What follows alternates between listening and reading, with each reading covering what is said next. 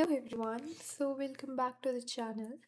अब हम स्टार्ट करेंगे द टेल। एक टेल पढ़ेंगे, एक पोएम, शॉर्ट पोएम है जो विक्रम सेठ ने लिखी है, the tale of melon city. तो अब हम विक्रम सेठ की ये पोएम को पढ़ने जाएंगे, जो एक कलेक्शन थी, एक मैपिंग्स में एक कलेक्शन थी, उससे उठाई गई है ये। तो इसीलिए यहाँ पे आफ्टर आइद्रीज शाह लिखा हुआ है, क्योंकि ये एक बड़ी सी नॉवल से, एक बड़ी सी उससे लिया गया है थोड़ा सा पार्ट। ठीक है, तो अब हम पढ़ते हैं, शुरू करते हैं। इस पोयम में जो किंग है वो जस्ट और प्लेसिड है, जैसा कि बताया गया है। जस्ट का मतलब होता है फेयर और प्लेसिड का मतलब होता है पीसफुल। ठीक है, तो यहाँ ये एक आयरॉनी है, यानी इन रियलिटी जो किंग है वो ना ही तो फेयर है, ना ही वो शांत स्वभाव का है। तो अब जो किंग है उसने ऑर्डर दिया कि एक आर्क बनाओ। आर्क, जो भी शहीद हुए हैं, आर्क वो चीज़ होती है जैसे कि जो भी शहीद हुए हैं उन सब का नाम लिखो अपने जो दरबार है उसके बिल्कुल सामने, ताकि हम उनको ऑनर दे पाए।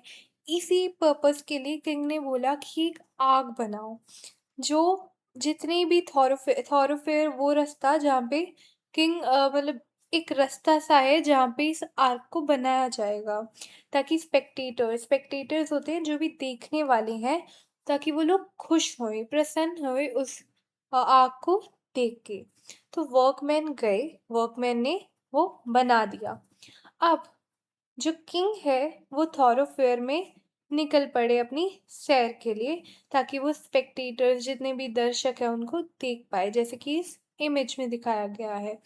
अब जो आर्क है वो बनाई थी बिल्कुल बहुत लो हाइट पे बनाई गई थी, जिससे कि क्या होता है, जो राजा है उसका क्राउन नीचे गिर जाता है।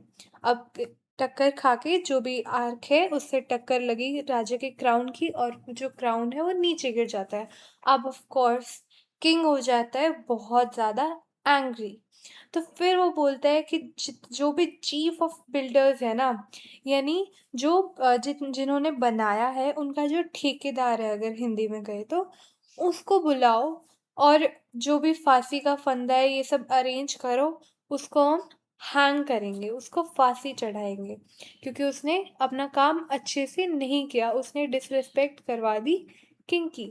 तो फिर चीफ ऑफ बिल्डर आता है, वो राजा को बोलता है कि सर, महाराज, ये मेरी नहीं, ये वर्कमेंस, जितने भी ये काम करने वाले थे ना मेरे अंडर, इनकी गलती है। तो फिर अब किंग तो बड़ा जस्ट था, तो वो फेयर डिसीजन लेता था, तो उसने जितने भी वर्कमैन है उनको फांसी चढ़ाने की वो दे दिया, आदेश दे दिया। ठीक है, तो वर्कमैन आए। वर्कमैन ने बोला कि किंग, आप देख नहीं रहे हो, लेकिन जो ब्रिक्स है ना, जो ईंटें हैं, वो ही गलत साइज की बनाई गई थी, इसमें हमारी कोई गलती नहीं है। अब वापस से किंग फेयर था, तो उसने जितने भी मैसन्स होते हैं जो ईंटें बनाते हैं, ऐसे काम करते हैं, ठीक है, तो उनको बुलाया। तो फिर उन्होंने बोला, बिल्कुल काँपते हुए उन्होंने बोला कि ये आर्किटेक्ट की गलती थी। हमें जो ब्रिक्स का साइज़ है, ये हमें आर्किटेक्ट ने ही बोला था कि ऐसे बनानी है, इसमें हमारी कोई गलती नहीं है। तो अब आर्किटेक्ट को बुलाया गया, जिसने बताया कि प्लान बताया कि ऐसे-ऐसे हमें करना है। तो आर्किटेक्ट बोला कि मैं माफ़ी चाहता हूँ महाराज, लेकिन आप ही को फांसी दे देनी चाहिए, क्योंकि आप एक छोटी सी चीज़ भूल गए हो, कि आपने जो भी मैंने प्लान बनाया था ना कि कैसे आग बनेगी, आपने ही उसमें चेंजेस लाए थे, आपने ही उसमें अमेंडमेंट्स करे थे। तो अब किंग जो है वो बहुत गुस्सा हो जाता है इस चीज़ को सुन के, क्योंकि उसे भी पता होता है उसकी गलती है, लेकिन अब वो क्या करे। फिर किंग बोलता है, ये तो बड़ी दुविधा हो रखी है, मेरे को काउंसिल की ज़रूरत है, ताकि मैं एक डिसीजन ले पाऊँ कि किसकी गलती आई है। तो फिर किंग बोलते हैं कि जो सबसे ज़्यादा वाइजेस्ट मैन है, होशियार मैन है कंट्री में, उसे बुलाओ। तो वाइजेस्ट मैन जो होता है उसको बुलाया जाता है। बुलाया क्या, कैरी किया जाता है, क्योंकि क्यों, क्योंकि वो बहुत ज़्यादा बूढ़ा होता है।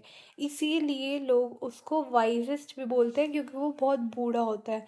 वो चल भी नहीं सकता, वो देख भी नहीं पाता। तो अब वो काँपती हुई आवाज़ में, काँपती हुई इसलिए क्योंकि वो बहुत ज़्यादा बूढ़ा है, वो बोलता है कि कल्प्रिट को तो, जो भी दोषी है उसको दंड तो मिलना चाहिए। तो वो बोलता है कि ये जो आर्क है ना, यही आपके सर से टकराई थी, यही आपके क्राउन ने, इसी ने आपके क्राउन को गिराया, तो पक्का इसी को सज़ा मिलनी चाहिए। तो अब स्कैफोल्ड यानी जहाँ पे सज़ा मिलती है, वहाँ पे आग को ले जाया जा रहा था। तभी वहाँ बैठे काउंसिल ने तभी बोला कि महाराज, जिस चीज़ ने आपके इस पवित्र सर को छुआ, हम उसे ऐसे शर्मिंदली ऐसे फांसी कैसे चढ़ा सकते हैं। तो अब महाराज भी प्रसन्न हुए। उन्होंने भी बोला कि हाँ, इसने तो मेरे पवित्र सर को छुआ है, हम कैसे इसे फांसी चढ़ा सकते हैं। तो किंग ने उनके देखा और वो बोलते हैं कि एक काम करते हैं कि इस सज़ा को ना पोस्टपोन करते हैं, हम नहीं चढ़ाते हैं आग को, गिल्टी नहीं मानते हैं। पर एक दुविधा थी।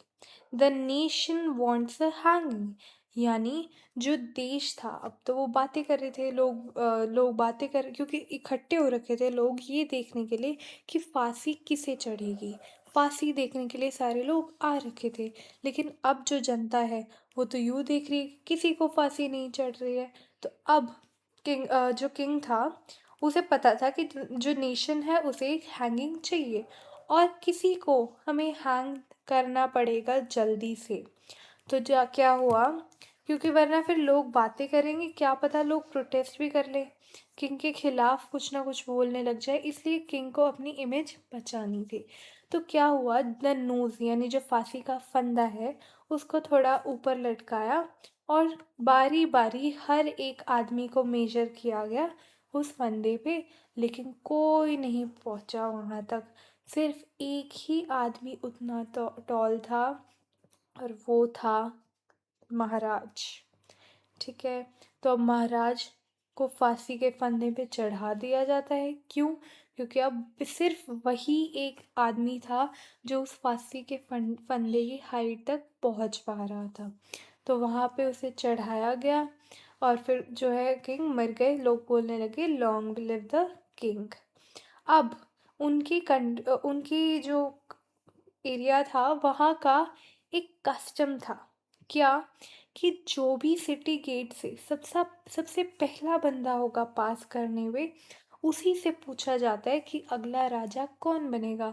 तो किंग की तो कोई बेटा वगैरह भी नहीं था, तो ये प्रथा को फॉलो करना पड़ेगा कि जो भी पहले पास करेगा उसी से पूछेंगे कि राजा अगला कौन बनना चाहिए। तो क्या हुआ कि अगला राजा बनने के लिए एक पागल सा आदमी था, उसने सिटी गेट को सबसे पहले पास किया, दरबार को पास किया। अब जो गार्ड्स हैं उन्होंने बोला रुको, कौन किंग बनना चाहिए डिसाइड करो। अब वो तो पागल था, उसने बोला अब मेलन।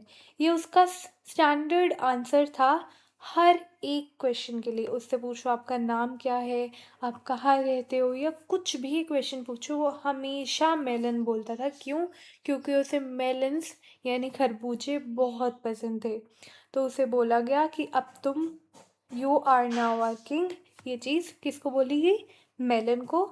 उसको ताज पहनाते हुए। और जो है, ये बात सालों सालों पुरानी है। अब लोगों से पूछते हैं कि ये चीज़ कैसे हुई, आपकी सरकार एक मेलन, एक खरबूजा कैसे चला रहा है अब तक।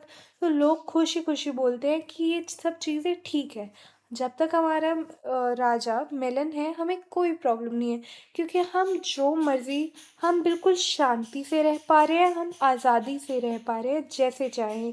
और बोला गया है, एक ये प्रिंसिपल है ऑफ लेज़ीज़ फेरे, ये हम बिल्कुल अच्छे से फॉलो कर पा रहे हैं। इसको याद रखिएगा, लेज़ीज़ फेरे। इसका मतलब होता है कि जब जो जनता है, जब सिटीजन्स अपनी मर्ज़ी से अपनी सरकार चला सकते हैं, जो करना चाहते हैं कर सकते हैं, और कोई इंटरफेरेंस नहीं होती है। तो यही आपका चैप्टर पूरा हो जाता है। Thank you.